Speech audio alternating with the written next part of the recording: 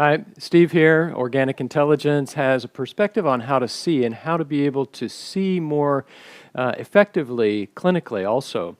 But for living, it's the same thing.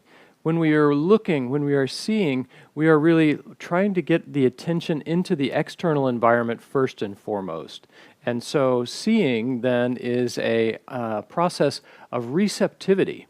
That is, it is possible to look, but there's a big difference between like looking and seeing. There's a difference between going out there and tracking something down, and there is a difference between that and just being aware of what's coming in.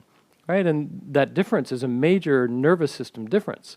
And the receptivity is going to be able to receive not only single things from the environment, but many things, and often the relationship between things as well. For that, we often try to use our peripheral vision.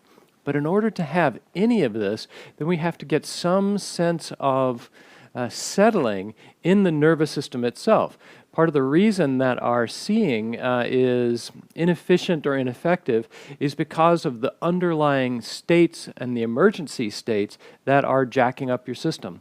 That includes fight, flight, and freeze. Fight and flight in particular is going to jack up your system's ability to focus on one thing and really track it down, right? That this energy, it's from what's called the sympathetic branch of the autonomic nervous system. It brings focus and particularity and singularity to focus. So it's the ability to pick out one thing from all the things in the environment. And if you are able to do that, then that is often a preferred mode. But what you don't get in that is so much of the relationship between all of those things. On the other hand, if you're having only the relationship among all of those things, then you're having issues with like dyslexia and things like concentration issues or issues with being able to have singular focus. It's handy for those of us that are pretty creative, but in the end, we want to balance.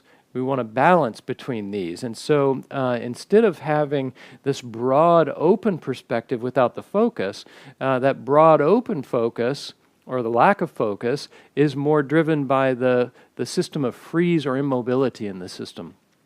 That is, there's a quality of lack of focus that is more common among the states that are more about freeze, dissociation, what Stephen Porges calls the dorsal vagal system. So we're really going to practice both of those, but the antidote to all of those is by getting the attention, recognizing and connecting to the environment through the senses, and being able to let our eyes stay more in motion, which is more sympathetic, and also using this orienting response to keep the system connected to the environment through the senses. So once we get that, then we can start using more of the peripheral vision and using more of this relaxed awareness that will come and emerge naturally. When you get that more natural, open awareness, that way of seeing that's more natural and open, we think that is probably more connected to your engagement system and social engagement system, what Porges calls the ventral vagal system.